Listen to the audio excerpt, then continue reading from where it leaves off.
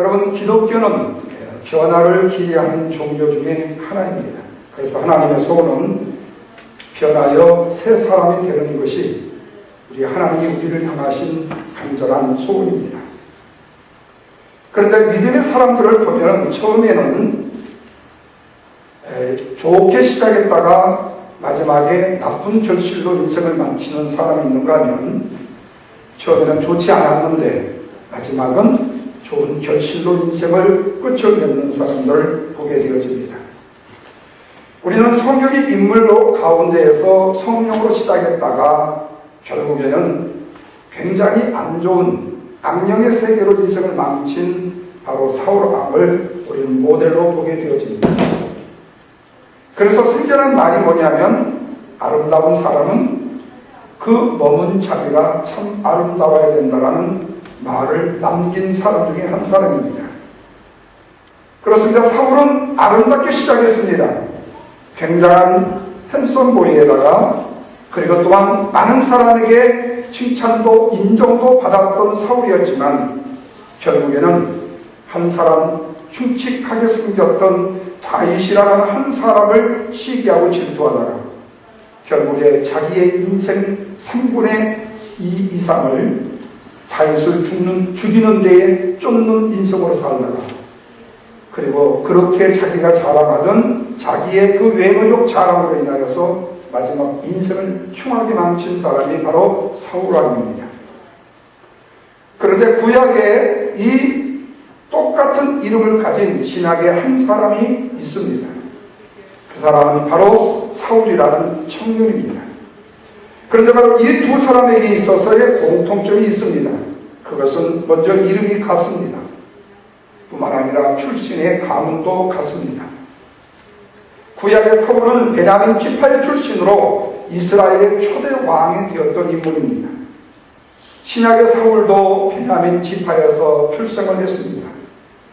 유력한 가문에서 성장해서 그 당시에 최고의 율법학자인 가말리알의 문화생으로 공부하면서 구약의 율법을 박사와 능통할 뿐만 아니라 헬라의 철학에도 밝은 학자였습니다. 거기다가 종교적 열심이 있는 바리새파 중에 한 부류에 속해 있었던 사람이었습니다. 거기다가 좋은 부모님 덕분에 그들은 로마의 시민권을 가진 사람이었습니다. 자신의 시골인 민족에 대한 애정이 각별한 민족주의와 동시에 그는 당시에 잘나가던 엘리트의 집단에 속한 피 끓는 청년이었습니다. 뿐만 아니라 뜨거운 열정과 그리고 자존심을 가지고 자기에게 주어진 그 일들을 뱅다르게 남다르게 더 큰 열정을 가지고 일했던 사람이 바로 이 사울이라는 청년이었습니다. 갈라디아서 1장 13절 이하에 바울이 자기 자신을 이렇게 소개합니다. 내가 이전에 유대교에 있을 때 행한 일을 너희가 들었거니와 하나님의 교회를 심히 핍박하여 잔해하고 내가 내 동족 중 여러 연갑자보다도 유대교를 지나치게 믿어서 내 조상의 유전에 대해서 더욱 열심히 있었던 자였다고 그가 말합니다. 뿐만 아니라 빌립보서 3장 5절 6절에서는 더 구체적으로 이렇게 소개합니다. 내가 8일 만에 할례를 받았던 이스라엘의 족속이요 베냐민 지파요 히브리인 중에 히브리인이요 율법으로는 바리새인이요 열심으로는 교회를 핍박하고 율법의 의로는 흠이 없는 자라고 이렇게 소개를 합니다. 그런데 오늘 읽었던 본문 말씀 디모데전서 1장 13절에서는 그가 뭐라고 말하는 거니? 내가 전에는 회방자요 핍박자요 호행자였느니 도리어 긍휼을 입은 것은 내가 믿지 아니할 때 알지 못하고 행하였습니다. 그러면서 15절에서는 그렇게 말합니다. 내가 죄인 중에 가장 간악한 죄인의 계수였다고 자신의 실체를 고백하고 있습니다. 여러분, 내 자신이 죄인과 동시에 내 자신이 악한 사람이라는 사실에 대해서 내 자신의 자존심을 내려놓고 내 자존감을 내려놓고 나를 있는 모습 그대로 소개한다는 사실은 과거의 내가 아닌 현재의 나로 바뀌었다는 고백의 한 일환에서 주어진 일의 하나입니다. 그러나 과거에 악했던 사람이 지금도 계속 자신이 악한 것으로 알지 못하는 것은 아직도 악함이 무엇인지를 깨닫지 못했다는 증거이죠. 그렇다면 바울이 자기 자신에 대해서 여러 부분에서 자기는 죄인의 괴수라고까지 자기를 표현하는 그 내용들을 보게 되어지면 이 바울은 뭔가 엄청난 변화를 경험하고 변화를 체험했다라는 말이 됩니다. 그는 구약의 율법을 따라서 하나님께 누구보다도 열심히 있었던 사람이었습니다. 자기 자신의 지식과 신념으로 형제를 억압하고 판단하면서도 그리고 십자가의 복음이라는 것이 사악한 교리라는 것으로 여기고 그것을 비웃고 비아냥거렸던 한 사람 중에 한 사람입니다. 다시 말하면 내가 믿고 내가 가르치고 내가 알고 있는 진리가 세상에서 가장 으뜸된 진리라고 생각했던 사람 중에 하나입니다. 뿐만 아니라 자신의 지식과 신념과 진리를 위해서 그리고 정치와 종교의 힘을 빌려서 교회에 대해서는 굉장한 해방자로 핍박자로 심지어는 살인을 마다하지 않고 폭력을 행사했던 그런 열정을 가진 사람이었습니다. 그러던 그가 그리스도 예수 안에 있는 하나님의 은혜와 긍휼을 힘입어서 뭘로 태어나게 됩니까? 새로운 사람으로 태어나게 되더라는 거예요. 하나님께서 예수 그리스도를 이 세상에 보내신 것입니다. 나 자신을 구원하려 보내셨다는 이 사실을 깨달은 이후에 자신을 가리켜서 그가 뭐라고 표현합니까? 나는 죄인 중에 괴수라고 표현을 하는 것을 표현합니다. 다시 말하면 자기 자신에게 임한 하나님의 긍휼과 사랑과 그 은혜를 세상에 널리 알리는 자의 본이 되었다라는 말씀입니다. 뿐만 아니라 이방의 전도자로 부름을 받고 난 그는 나 같은 죄인을 어떻게 여겼다고 했어요?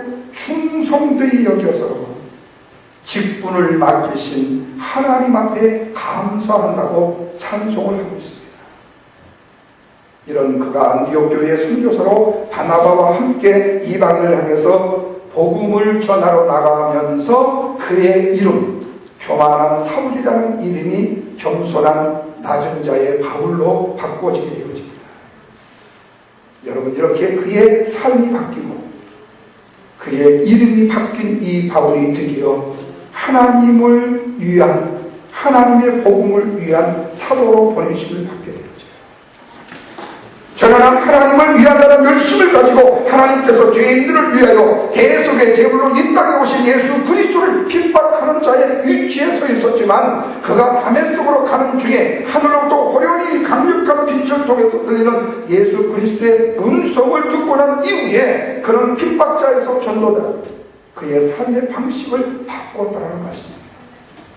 저는 예수 그리스도를 믿는 사람들 옥에 가두는 사람이 되었지만, 교회를 무너뜨리는 일들에 앞장서는 사람이 되었지만, 그때는 내가 그리스도를 바로 알지 못하여서 예수 믿는 사람들의 생명을 빼앗던 자였지만, 이제는 그리스도의 복음을 위해서 내 자신이 매를 맞고 옥에 갇히고 내가 교회를 세우고 그 일을 위하여 복음을 전하는 일에, 복음으로 양육하는 그 일들을 위해 아낌없이 내 생명을 바치는 사람으로 바꾸어지게 되었더라는 말씀입니다.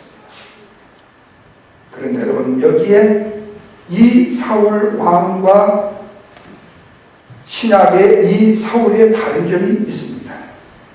그것은 구약의 사울은 처음에 성령의 은혜로 은혜롭게 시작이 되어졌는데 마지막에는 하나님을 버린 비참한 결말의 사람으로 나타나게 되어져요. 그러나 신약의 사울은 어떻습니까? 그의 시작은 죄인 중에 개수로 시작을 했을 만큼 그 사람은 악한 자의 모습이었습니다. 다시 말하면 하나님에 대해서 더 이상 돌이킬 수 없을 정도의 흉악한 죄인의 모습이었지만 그가 예수 그리스도를 만난 그 이후로부터는 세상으로 변화가 되어서 기독교의 역사에 가장 충성스러운 하나님의 일꾼으로 세움을 입더라고요. 그러나 구약의 사울왕은 하나님이 주신 능력으로 하나님의 왕국을 세우는 것이 아니라 자기의 왕국을 세웁니다. 뿐만 아니라 하나님이 허락해 주신 왕의 지위를 자신이 지키기 위해서, 그 왕자를 지키기 위해서 급급한 인생을 마치게 되죠. 그러나 신약의 바울은 어떻습니까? 하늘 위로부터 그에게 주신 그 생명과 그 능력으로 하나님의 나라를 세우기 위해서 마음을 다하고 뜻을 다해서 헌신하는 열정의 사람을 바꾸어지게 됩니다. 사랑하는 여러분, 우리가 이 두 사람의 인생을 비유해 보면서 우리는 이런 질문 하나를 던질 수가 있습니다. 그렇다면 과연 사람이 사람에게 희망을 줄 수 있는가 하는 질문입니다. 사람이 사람에게 희망을 줄 수가 있는가? 여러분, 이에 대한 대답은 아마 사람마다 다를 거예요. 왜? 내가 경험한 그 경험에 따라서 그 대답이 되어지기 때문에 그렇습니다. 어떤 사람이 사람에게 기대를 걸었다가 실망을 경험한 사람은 천만에요. 사람은 변하지 않습니다. 희망을 걸 이유가 없습니다라고 비관적으로 말할 것입니다. 그것은 한 사람의 변화를 위해서 세상의 좋은 말로, 사랑으로, 물질로 온갖 노력을 다 기울였는데도 불구하고 실패를 끝날 때에 사람에게 희망을 준다는 것이 이렇게 어리석은 일이라는 것을 자신이 간증하고 증명할 수 있다는 거예요. 어른들의 말에 은혜를 모르는 사람들을 가르쳐서 머리가 검은 짐승은 거두는 것이 아니라는 말이 버뜩버뜩 생각나겠지요. 그러면서 사람은 믿을 것이 못된 존재라고 말할 거예요. 거기다가 조금 성숙한 사람은 믿을 존재가 아니라 사랑할 존재라고까지 좀 거창하게 얘기를 할 수 있을 것입니다. 성은 셈치고 교회에 잘 다녀지면, 교회에 나가게 되면, 신앙생활을 하게 되면 조금 나아지리라는 희망을 걸어보지만 후에는 너무 많이 속다 보니까 그 희망마저도 저버리는 경우들이 있을 수 있어요. 그런데 여러분, 이 바울이라는 사람에 대해서는 사람이 사람에 대한 희망에 기대를 거는 긍정적인 사람이었다는 거예요. 다시 말하면 사람은 변해서 새 사람이 될 수 있다.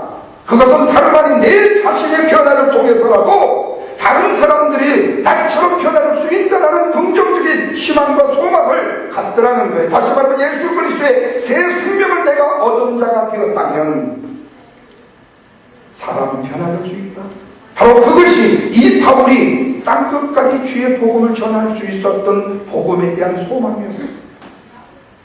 나 같은 죄인이 변하여 하나님의 일꾼으로 쓰임 받은 것을 볼 수만 있다면 하나님의 구원은 다른 사람에게도 하나님의 은혜로 임한다라는 사실에 확신을 가지고 바울은 주의 복음을 땅끝까지 전했다는 말씀입니다.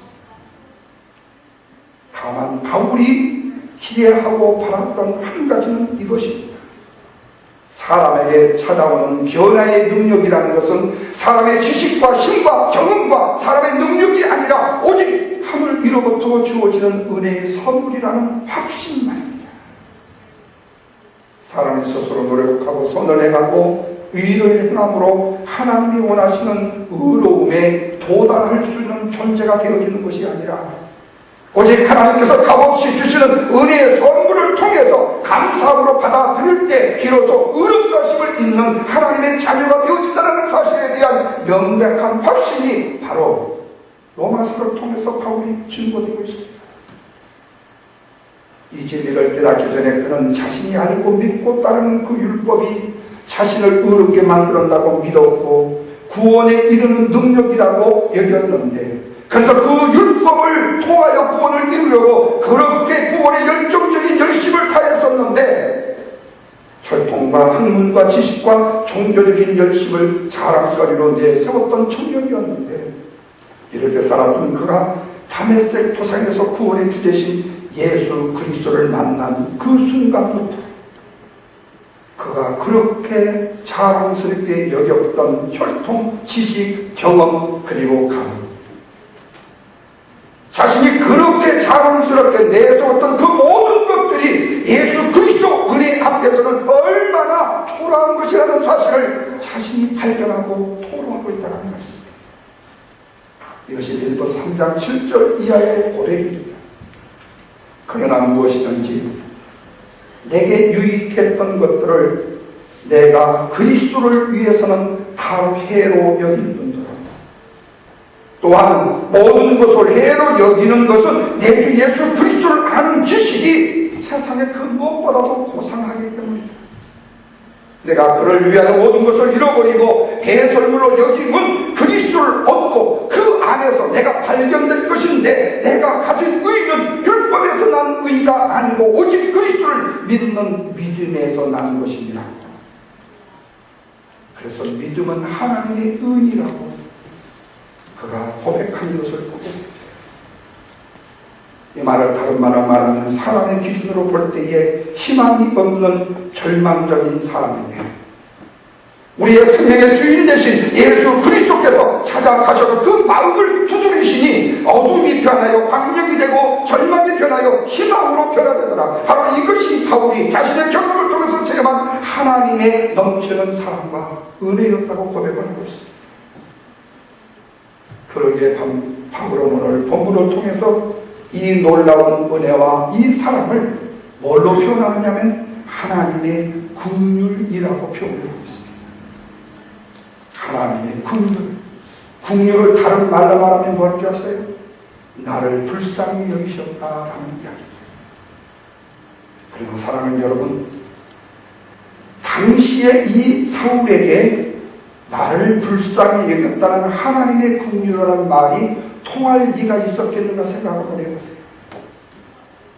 이 당시에 율법의 학자로 혈통의 배경이 굉장한 사람이요, 똑똑한 청년이요, 그리고 지식적으로 뭐 하나 부족함이 없는 그 사울이라는 청년이 불쌍한 사람이라고 동정을 한다면 누가 믿어주겠냐 그 말이에요. 제가 신학을 공부할 때요, 말죽거리에서 돈 1,000원을 가지고 안양까지 버스 전철을 갈아타면서 다녔는데 어떤 데는 돈 1,000원이 없어가지고 영동에서 걸어서 말죽거리에 간 적이 있었어요. 어떻게 하다가 1,000원을 가져와가지고 체불 시간에 헌금을 하고 나면 버스비가 모자라가지고 걸은 적이 있었어요. 구두가 없어서 흰 고무신을 깨끗하게 닦아서 신었어요. 어릴 때 제가 제 친구들에게 그렇게 얘기했습니다. 1,000원만 좀 빌려달라. 애들이 저를 보고 농담이라고 말합니다. 나는 없어서 빌려달라고 그러는데 걔들이 나를 볼 때에는 아양 떠는 걸로 알았다는 거예요. 왜 그런 줄 아세요? 생긴 것은 허우대는 멀쩡한데 네가 돈 1,000원도 없냐 하는 이야기입니다. 근데 실제로 돈 1,000원이 없었습니다. 구두가 없어서 흰 고무신을 신었어요. 근데 그것을 멋으로 생각해주는 친구들이 있어서 얼마나 감사한지 몰라요. 여러분, 하물며 전북 고창군 무장군 교무지 423번지 시골 깡천에서 서울에 올라와가지고 학교 다니는 나이가 사람들의 눈에 비치는 돈 1,000원이 없다고 빌려달라고 할 때 나를 동정하지 아니하고 그런 말 하지 말라고 내쳤던 그런 모습 속에 있는데 가말리알의 문화생, 베냐민 지파, 혈통 좋고 가문 좋고 지식 좋고 율법의 박사님, 이 사울이라는 사람이 내가 불쌍한 자라고 얘기한다면 세상에 누가 그를 불쌍한 자라고 믿어주겠냐 그 말입니다.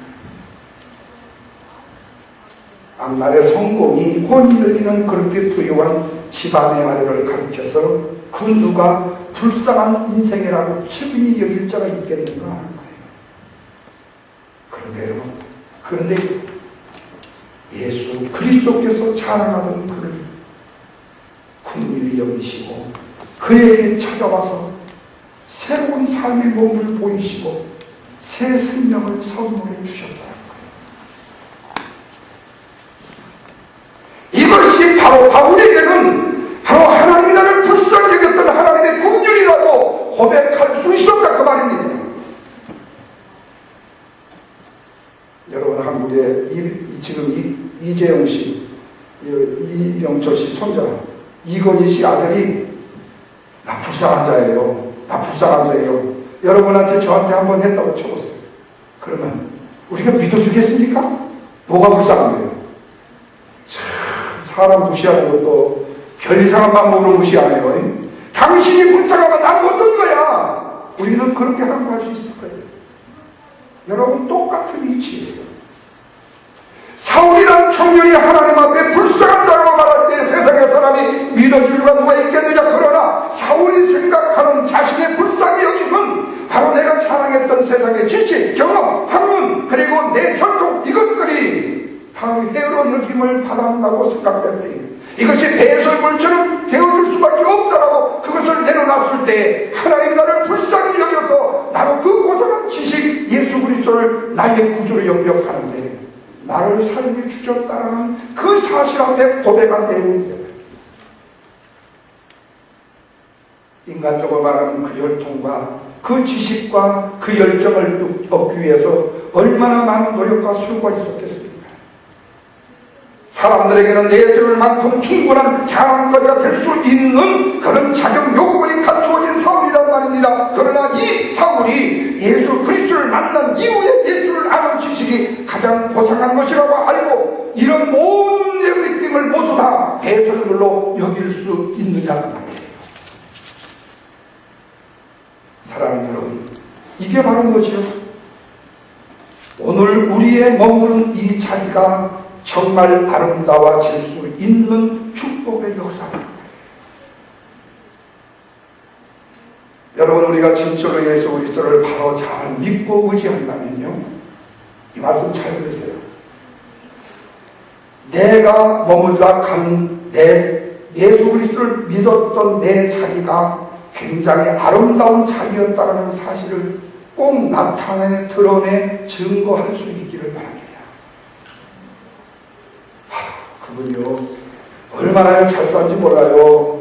그분은 부족함이 없이 살아간 분이에요. 그런데 뭔가 좀 씁쓸해. 소화? 그래 어떻게 됐는데요? 세상에 그 자식들한테요, 그 있는 재산 다 물려주고요, 그 있는 거 다 주었거든요. 근데 어쩐 줄 아세요? 그 자식들이요, 10년 넘어가가지고요, 다 자식들이 알고지 됐어요. 그럼 그 부모의 머무른 자리가 아름다운 자리가 될 수 있겠냐? 우리 신앙인의 머무른 자리는 결단코 이런 인생이 되어서 안 된다고 말이에요. 여러분, 이 사울은 얼마든지 자신의 가문과 혈통과 자신의 지식과 자신의 율법의 학자의 이 지위를만 가지고도 자신이 머무른 자리가 아름다운 자리가 될 수 있다고 말할 수 있어요.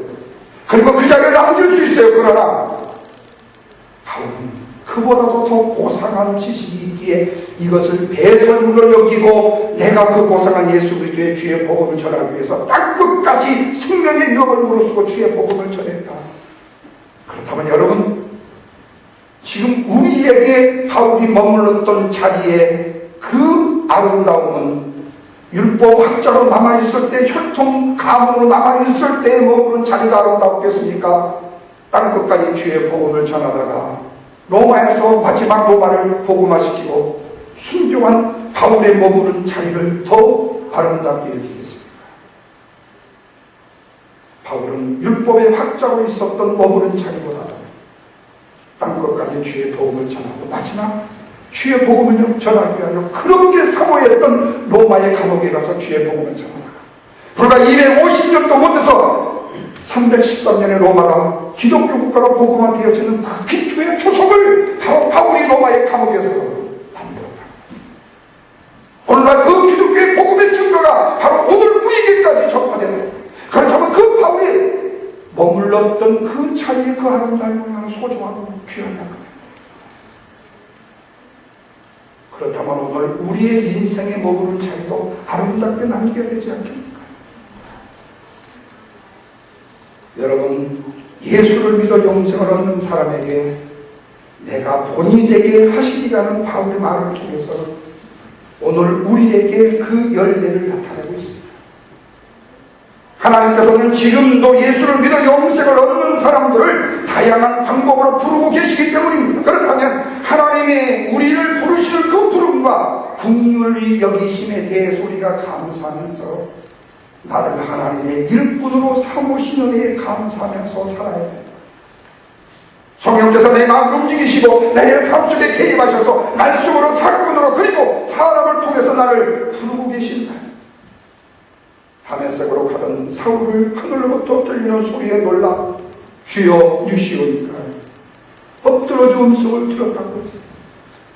그렇다면 오늘 우리는 하나님의 그 부르심이 얼마나 민감한 반응을 하고 살아가고 있는가 하는 거예요. 다메섹 도상에서 사울을 불렀던 하나님의 부르심은 지금도 우리를 부르고 계시는데 말입니다. 여러분, 찬송가 어메이징 그레이스라는 작사자인 존 뉴턴, 이거는 노예 무역을 하는 사람이었습니다. 아프리카의 노예들을 잡아다가 유럽 시장에다 팔아먹던 사람이었습니다. 고향으로 돌아오는 길에 엄청난 폭풍우를 만났습니다. 배가 파손이 되었습니다. 조각 하나 붙들고 간신히 생명을 부지할 때에 그가 붙들 수 있었던 것은 오 하나님, 나의 생명 한 번만 살려주시옵소서. 지금 자신이 과거에 저질렀던 죄악의 문제가 되지 않았습니다. 자신이 저질렀던 죄악이 내 자신의 죽음과 바꿀 수가 없었습니다. 그런데 정말로 구설생으로 구원을 얻었어요. 파손이 된 지 4주 만에 존 뉴턴과 선원들이 구조되었습니다. 뉴턴은 이 일을 통해서 나의 기도를 들으시고 응답하시는 하나님의 존재에서 알게 되었고, 어떤 죄인이라 할지라도 영접하는 은혜가 풍성하신 하나님을 알게 되었습니다. 이것이 그의 인생의 큰 전환점이 되었습니다. 그런 예수 그리스도를 구주로 영접하고 난 다음에 노예 무역의 사장으로서의 일을 다 땡겨쳐 목사가 되어서 버킹엄에서 16년을 목회했고 올리교회에서 27년간 목회 사역을 봉사했습니다. 그리고 그가 작사했던 것이 나 같은 죄인 살리신 은혜 놀라워 이었던 생명 찾아고 광명을 얻었네.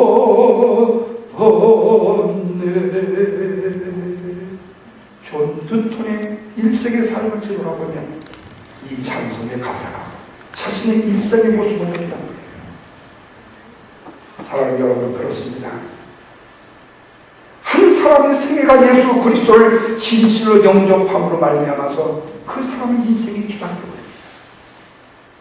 뿐만 아니라 한 사람 변화된 그 사람을 통해서 민족의 운명이 바꿔지는 역사가 있고 세계의 운명의 역사가 바꿔지는 역사가 일어나는 겁니다. 그러게 한 사람 바울의 회심이, 한 사람 존 뉴턴의 회심이, 한 사람 어거스틴의 회심이, 한 사람 이기풍 목사의 이기풍이라는 청년의 회심이 세상을 뒤바꿔놨어요. 그러나 이 회심은 이분들만의 전형물이 아니라는 말입니다. 회심은 우리를 국민이 여기시는 하나님을 사모하는 모든 사람들에게 주시는 하나님의 선물인 것을 믿으시면 아멘 하시길 바랍니다. 그렇다면 여러분, 긍휼을 베푸심으로 우리에게 아름다운 믿음의 유산을 남기게 하신 하나님 앞에 우리가 깊은 감사를 드릴 수 있다. 오늘 우리도 그렇게 힘들고 어려워도 우리는 우리의 법으로는 자기 아름다움을 위해서 앞으로 달려가지 않겠습니까?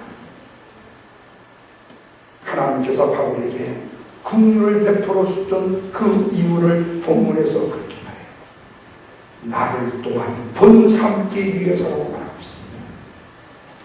그렇다면 우리도 하나님의 부르심의 민감하게 반응하는 복음을 누려야 되지 않겠습니까? 오늘 우리 앞에 다가오는 우리의 변화를 두려워하지 말아야 되지 않겠습니까? 뿐만 아니라 우리에게 다가오는 변화의 아름다운 축복을 다음으로 미루어지지 않아야 되지 않겠습니까? 나를 바꾸어 새 사람으로 살게 하시는 하나님의 긍휼과 풍성한 사랑과 그 은혜를 힘입니다. 우리 우리는 하나님의 거룩한 자녀, 하나님의 복된 자녀로 살아가야 되지 않겠습니까? 그래야 한다면 여러분, 우리가 머문 그 자리가 비록 짧은 시간이라 할지라도 그 자리가 아름다운 자리였다라고 증거하고 남길 수만 있다면 이것이 바로 바울이 우리에게 주었던 믿음의 축복과 하나님의 긍휼의 부여받는 것 무엇이겠습니까? 아니요, 역으로 사울왕이 우리에게 남겼던 악한 남김의 아름답지 못한 모습이 아닌 무엇이겠습니까? 여러분의 자리가 어디이든, 여러분이 어디에 잠시 머물렀던 간에 여러분이 머물렀던 그 자리가 아름다운 자리로 남겨질 수 있는 저와 여러분의 삶 되시기를 주님의 이름으로